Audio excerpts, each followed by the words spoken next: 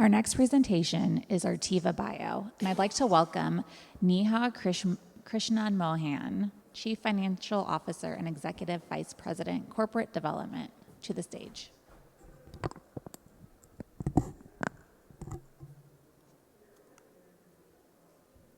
Can you guys hear me okay? Let's readjust the mic there. Hi, everyone. As mentioned, I'm Neha Krishnamohan, CFO and EVP of Corporate Development at Artiva Biotherapeutics. Artiva is a clinical stage company focused on developing allogeneic NK cell therapies for patients suffering from autoimmune diseases and cancers. We were founded in 2019 as a spin-out of GC Cell, a sub of a Korean company called Green Cross, who pioneered scalable manufacturing for NK cells over a decade ago. We have ex-APAC rights to our lead program, AlloNK, which I'll be spending most of the time today speaking about, as well as our NK cell manufacturing and the rest of the pipeline that we're developing. Our lead program, AlloNK, is a allogeneic, off-the-shelf, non-genetically modified NK cell that is cryopreserved that we're utilizing in combination with monoclonal antibodies in clinical trials. We are in phase 1 in autoimmune in a number of autoimmune indications, and we'll cover that today. We have generated data in non-Hodgkin's lymphoma that gives us confidence around the potency of the mechanism, and we believe provides read-through and what we would look to see in autoimmune. Last but not least, we did recently go public. We raised $179 million in an IPO in July in gross proceeds, and we're excited to put that capital to work as we develop our pipeline. This slide captures the 3 elements of our strategy. The first, as I mentioned, is our manufacturing. We have a highly scalable process to manufacture our NK cells, and that's thanks to the work that GC Cell did starting a decade ago. We source our NK cells from umbilical cord units with a high-affinity CD16 and a BQ haplotype. To give you a sense of the scalability of our process, one of the umbilical cord units can produce enough drug product to treat 1,000 autoimmunity patients a year. And each of those vials that you see on the screen has 1 billion cells each. And this is done in a modest manufacturing facility that we have in San Diego of 9,000 square feet. We've also produced to date over 50 clinical batches of clinical material, and we've seen consistency both donor to donor and batch to batch. We think this bodes well as we move to a patient population that is in the autoimmune setting that can touch a lot of patients. The second element of our story is the fact that AlloNK is a non-genetically modified NK cell. Because it's non-genetically modified, again, we do not use a CAR or engineer a CAR in, and we do rely on monoclonals for targeting.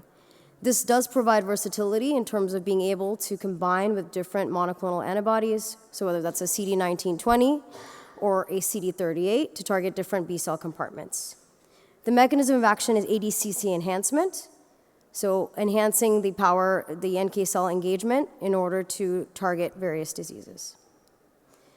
The third element of our story is the fact that we are off the shelf, and we do believe, as we'll show you from our NHL data, that we have the ability to go into the community. A number of modalities addressing the autoimmune space, or even in oncology, have talked about moving into the community from a hospital setting, but they have been hampered or constrained to the hospital setting from an approved therapy standpoint. So whether that's auto CAR T or T-cell engagers, for example, do require mandated hospitalization.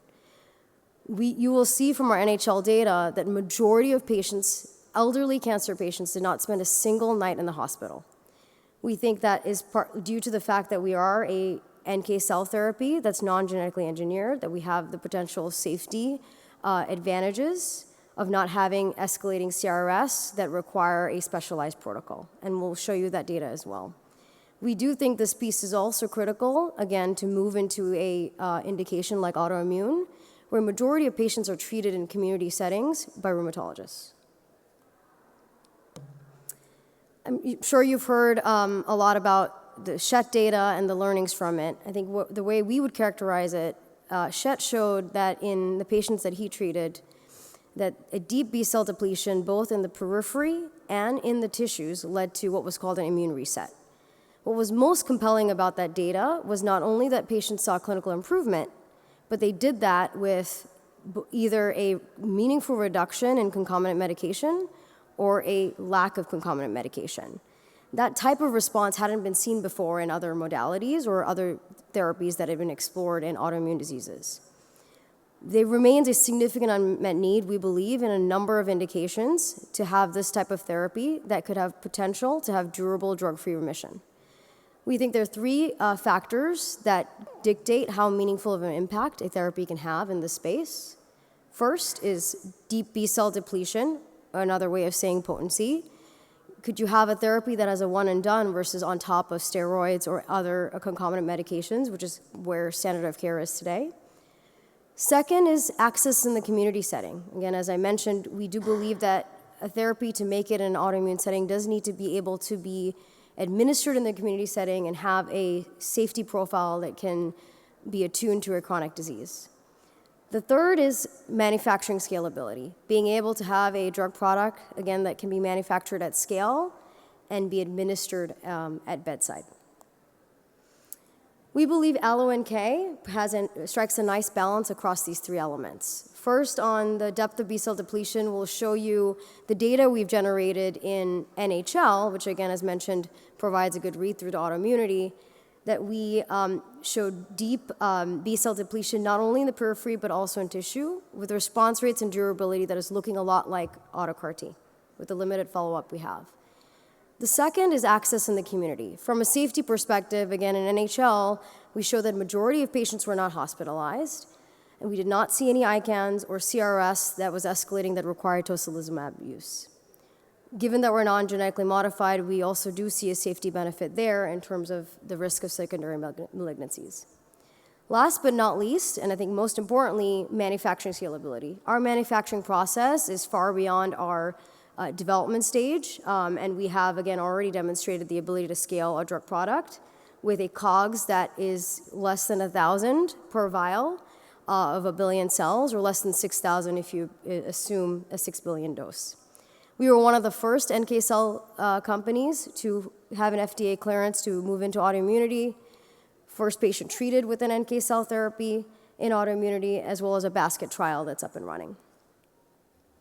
Why NHL? We believe NHL provides a read-through into autoimmune. Said differently, the reason why auto CAR-T works in NHL is exactly why it's working in autoimmune. We think that data in NHL is a useful barometer to benchmark both safety and efficacy from different modalities, as a lot of companies have gone into NHL and have now moved into autoimmunity. Why is that? Both are diseases of B cells, and again, the MOA for a CR, or peripheral B-cell depletion in NHL, is similar to what is characterized to be an immune reset in autoimmune. Now moving to our NHL data. We treated in our phase 1/2 trial in NHL 45 patients with NHL, multiple prior lines.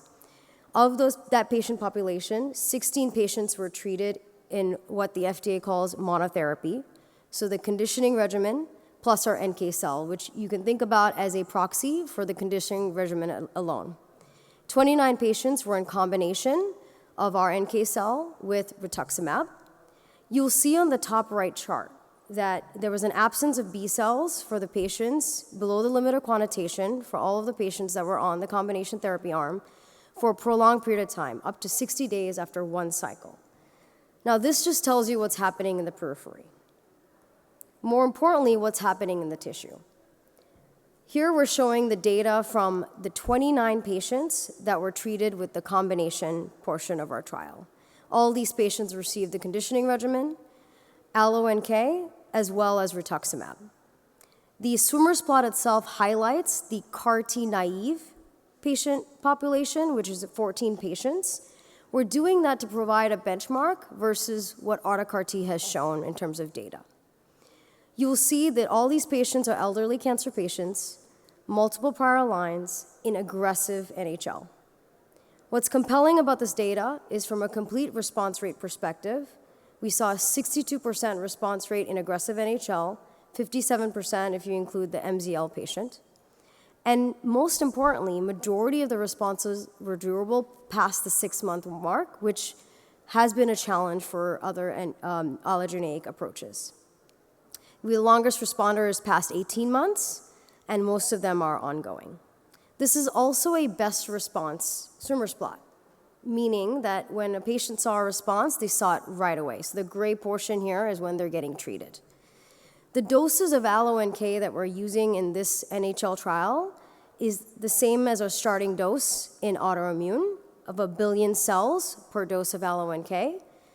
In terms of the conditioning regimen, as well as the monoclonal dose, for the conditioning regimen, we are, again, controlling the variables in our first-in-human autoimmune study. We're using the similar conditioning regimen as the NHL trial, as well as what was shown with Schett. For the monoclonal, we're using what's per guidelines or what's been approved in the monoclonal. Now for the safety profile. This shows the data set for all of the patients that received AlloNK or the conditioning regimen. So these are all 45 patients in NHL. The uncolored boxes, or the blue boxes, represent the lack of hospitalization for the patients. So 69% of the patients were treated completely outpatient, did not spend a single night in the hospital. And this is during the first 30 days of treatment. If you look at the bottom, those who did spend a night in the hospital, there was a median of 3 nights. Again, if you looked at other cell therapy modalities or even TCEs, there's mandatory hospitalization for a large portion of time. If you look at the table on the right that depicts the patients who were hospitalized for more than 3 days, what they were hospitalized for. They were predominantly fevers and infections, and they were treated empirically, which you could see being done in a community practice. We think, again, this bodes well as we move into a younger patient population autoimmunity with a cell therapy like AlloNK. Last but not least, moving into our strategy in autoimmune. We believe there's 2 elements that is important in addressing this patient population. First, we're going in multiple indications. And second is the versatility of being able to combine with different monoclonals. We have 2 trials ongoing exploring AlloNK in autoimmune. The first is a company-sponsored trial in lupus, including patients with or without lupus nephritis. We are exploring AlloNK in combination with rituximab and obinutuzumab in this trial. I should say or obinutuzumab in this trial. We did announce in April of this year that we treated our first patient in this trial. The second trial that we have ongoing is a basket trial in autoimmune looking at RA, pemphigus, lupus, and vasculitis. And importantly, it is being done in a community rheumatology practice. As far as we know, we are the first NK cell therapy to go into the community and practice in the US. And we think, again, this is a depiction of the profile of the drug that we have and its safety profile. We also announced that we've treated the first patient in this trial as well. We have guided publicly that we'll have initial clinical data from either of these trials in the first half of next year as we explore further clinical development for AlloNK. The doses that are being explored in both of these trials are starting doses of 1 billion cells per AlloNK dose, and as I mentioned, we're using CD20 antibodies currently in the trial. The second element of our strategy, again on the versatility side, is combining with different monoclonals. So you can think about a world where you could combine with either a CD19/20 or a CD38 to target different B-cell compartments or dual targeting. We think at some point in development, there may be different antibodies that are better suited for different diseases. We've generated preclinical data that's shown ADCC enhancement across CD19/20 and CD38 antibodies. And this is, again, another pillar of our strategy in terms of exploring AlloNK. We're excited about the clinical development path for AlloNK and addressing what is a high unmet need in patients with autoimmune diseases. Really appreciate the time today. Thank you.